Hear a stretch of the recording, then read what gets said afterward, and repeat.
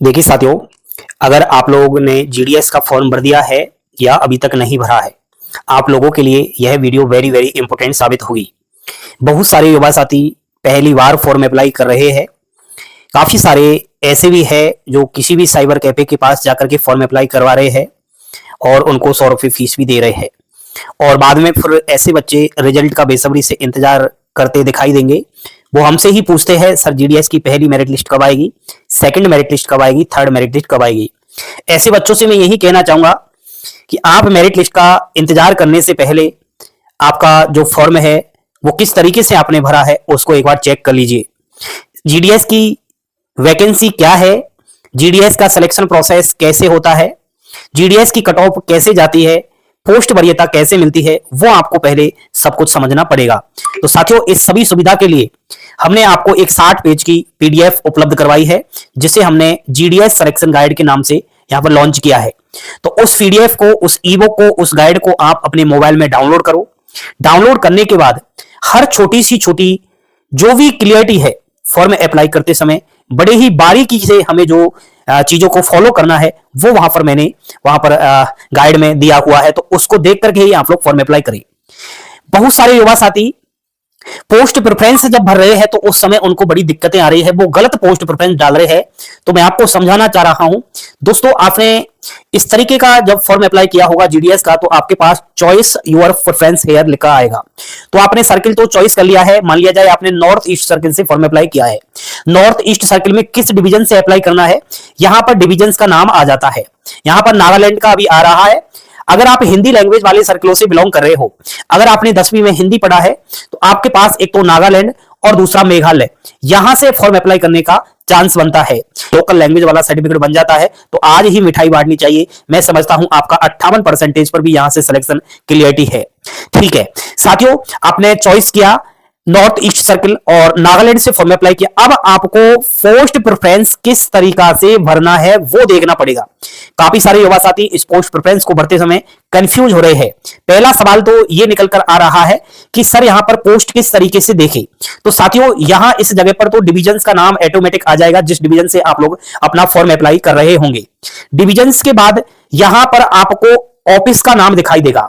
अब जिन लोगों की कम परसेंटेज है, सुन लीजिए, आपको मैं एक गाइड के तौर पर एक अपना भाई समझकर ही मैं बता रहा हूं कि यहां पर जो जो आपको ब्रांच ऑफिस के नाम दिखाई दे रहे हैं, इन ब्रांच ऑफिस के अंदर आपको यही देखना है कि ग्रामीण क्षेत्र का ब्रांच ऑफिस कौन सा है और शहरी क्षेत्र का ब्रांच ऑफिस कौन सा है। ठीक है, ये तो आप गूगल पर सर्च कर सकते हो। यहां पर जो नाम दिखाई दे रहा है, जैसे कि आपका आगरी कॉलेज, अली चैन, ठीक है, आंग पुंगांग, तो इस तरीके से आपको देखना। मैं समझता हूं अगर आपकी कम कट ऑफ है, कम परसेंटेज है, तो आपको ग्रामीण पहले चॉइस करना है, उसके बाद सेकंड नंबर पर आपको जो है शहरी ब्रांच ऑफिस पसंद करना है। ठीक है, आपने ब्रांच ऑफिस भी अब पसंद कर लिया है।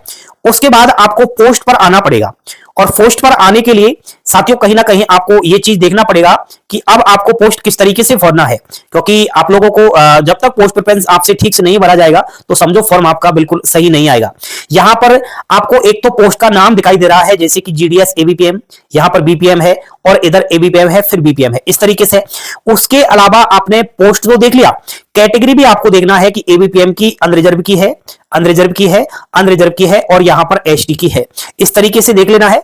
अगर आप लोग इस तरीके से भी ना देखो तो आपको यहां पर इस जगह पर जो ये सैलरी दिखा रहा है टीआरसी, ये भी देख लेना है। 10,000 वाली पोस्ट एबीपीएम और डाक सेवक के लिए है, और 12,000 वाली पोस्ट आपकी बीपीएम के लिए है। अब यहीं से एक सवाल खड़ा हो रहा है, बार बार मेरे पास एक मैसेज भी आ रहा है, सर हम फीमेल है, यानी कि हम फीमेल कैटेगरी से फॉर्म अप्लाई कर रहे हैं, यहां पर हम कैसे देखें कि फीमेल की कहां वैकेंसी है और मेल की कहां है। ये सबसे बड़ा सवाल है, और शायद ही यूट्यूब पर किसी ने बताया होगा। साथियों, अगर आप लोग पुरुष वर्ग हो यानी मेल हो, एंड अगर कोई बहन जी ऐसी है जो कहीं ना कहीं यही समझ में नहीं आ रहा कि कैसे आपको फॉर्म अप्लाई करना है, तो मैं आपसे यही कहूंगा कि इस जगह पर मेल फीमेल का कोई भी रोल नहीं रहता। समझ रहे हो मेरी बात आप लोग? यहां पर आप ये नहीं देख पाओगे कि ये एबीपीएम की वैकेंसी या बीपीएम या डाक सेवक की वैकेंसी मेल के लिए है या फीमेल के लिए है। यहीं पर आपको कंफ्यूज नहीं होना है, केवल ऑफ आपकी कैटेगरी के ऊपर चलना है। आप फीमेल हो मानता हूं, लेकिन आपको कैटेगरी तो है ना, कैटेगरी के अनुसार आपको देखना है। बाकी तो आप फॉर्म अप्लाई करोगी ही, उस समय तो आप फीमेल डालोगी। ठीक है, तो आपको मैं बता दूं, जब आपका मेरिट लिस्ट में नाम आने के चांसेस होंगे, तो जब भी जीडीएस की मेरिट लिस्ट बनती है तो इसमें फीमेल कैटेगरी को पहले प्राथमिकता दी जाती है। ठीक है, तो बिल्कुल आप घबरा घबराइएगा नहीं, यहां आपको अपनी कैटेगरी के अनुसार फॉर्म अप्लाई करना है, चाहे आप मेल हो चाहे फीमेल हो। यहां पर फीमेल का कोई भी नियम ऐसा पोस्ट प्रेफरेंस देते समय हमें दिखाई नहीं देता है। ठीक है, सबको समझने के बाद अब हमें आ जाना है पोस्ट प्रेफरेंस पर। पोस्ट प्रेफरेंस के आगे यहां पर आपको एंटर प्रेफरेंस नाम से कॉलम दिखाई दे रहे हैं। अब मान लिया जाए कैटेगरी भाई आप अलग अलग हो, कोई भाई अनरिजर्व से है, कोई ईडब्ल्यूएस से है, कोई एससी एसटी पीडब्ल्यूडी से है। तो सबसे पहले मैं यहां पर अनरिजर्व का जो है फॉर्म अप्लाई कर रहा हूं। मान लिया जाए सामने वाला स्टूडेंट अनरिजर्व है, वो जीडीएस का फॉर्म अप्लाई कर रहा है, तो अनरिजर्व की वैकेंसी यहां पर एबीपीएम के पद पर है, तो पहले नंबर पर आपको ये डाल देना है। उसके बाद अनरिजर्व की है बीपीएम, तो यहां पर आपको 2 नंबर डाल देना है। समझ रहे हो मेरी बात? उसके बाद यहां पर एबीपीएम अनरिजर्व की है, तो यहां पर 3 नंबर डाल देना है। और नेक्स्ट फिर आपको नीचे देखना है अनरिजर्व की और है क्या, जैसे कि यहां पर ये रही, ठीक है, तो यहां पर आपको जो है 4 नंबर डाल देना है। 3 तो आपने ऊपर डाल दिया। अब कुछ बच्चे क्या कर रहे हैं कि यहां पर ये 7 नंबर सीरियल नंबर है, तो यहां पर वो गलती से क्या है 7 लिख दे रहे हैं, तो वो सबसे बड़ी गलती है। आपको कॉपी लेनी है, पेन लेनी है, और पहले से ये पोस्ट प्रेफरेंस आपको लिख करके ही साइबर कैफे को देनी है। ये बातें अभी मुंह से बता रहा हूं, लेकिन जब गाइड आप खरीदोगे, जीडीएस की जब गाइड आप खरीदोगे, मैं कहता हूं जिंदगी बन जाएगी, क्योंकि वहां पर हर एक चीज मैंने अच्छे से क्लियरिटी से आपको समझाया है। देखो भाई, अभी भी कह रहा हूं, समय है आपके पास। अगर आपने फॉर्म अप्लाई कर दिया है तो आपके लिए सुनहरा अवसर यह है कि कहीं ना कहीं आज जो है 28 मार्च हुआ है, तो 1 2 3 ये 3 दिन के अंदर अंदर आप जो है दोबारा से मैं समझता हूं आप जिन्होंने फॉर्म अप्लाई नहीं किया है वो फॉर्म अप्लाई कीजिएगा, और जिन्होंने अप्लाई कर दिया है उनके पास 6 7 और 8 आप दोबारा से पोस्ट प्रेफरेंस बदल सकते हो, डिवीजन भी बदल सकते हो अगर आपसे गलती हुई है तो। ठीक है, अब मैं क्या कर रहा था, पोस्ट प्रेफरेंस दे रहा था, नीचे फिर भी आपको देख लेना है कि अनरिजर्व की और है क्या, इस तरीके से देखना। अब मान लिया जाए आप हो एसटी कैटेगरी के, तो एसटी की वैकेंसी यहां पर कौन से सीरियल नंबर पर दिखाई दे रही है जरा देखना। मुझे यहां पर सीरियल नंबर 4 पर एसटी की वैकेंसी दिखाई दे रही है, बीपीएम का पद है, यहां पर मुझे 1 नंबर डाल देना है। ठीक है, उसके बाद एसटी की 6वें नंबर पर है, यहां पर मुझे 2 नंबर डाल देना है, और फिर आपको आगे भी देखना है। ठीक है, एसटी की 9 नंबर पर है, तो यहां पर कितना डाल देना है, 2 तो मैंने पहले डाल दिया, यहां पर मुझे 3 डालना है, और 10वें नंबर पर एसटी की है एबीपीएम की, यहां पर मुझे 4 डाल देना है। इस तरीके से आप डालना।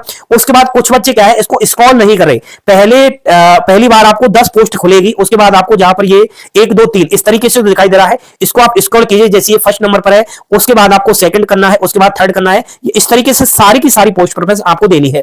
मान लिया जाए एसटी की आपने यहां तक भर दी 4, अब 4 के बाद आपको याद रहना चाहिए कि 4 तक तो मैंने एसटी की भर दी, उसके बाद आपको अब अनरिजर्व की भरनी है सभी। तो यहां पर 5 नंबर दे सकते हो, यहां पर आप 6 नंबर दे सकते हो, यहां पर आप 7 दे सकते हो, और अनरिजर्व की और भी है, जैसे कि यहां पर है, यहां पर आप 8 दे सकते हो, यहां पर 9 दे सकते हो। इस तरीके से आप लोगों को अपनी पोस्ट प्रेफरेंस भरनी है। बाकी साथियों मेरी बात सुनिए, यो तो आप पोस्ट प्रेफरेंस भर ही लोगे, लेकिन यहां पर कैटेगरी का पूरा ध्यान आपको देना पड़ेगा, क्योंकि अलग अलग कैटेगरी के हैं। तो यहां पर अनरिजर्व, केवल अनरिजर्व की ही पोस्ट प्रेफरेंस दीजिएगा।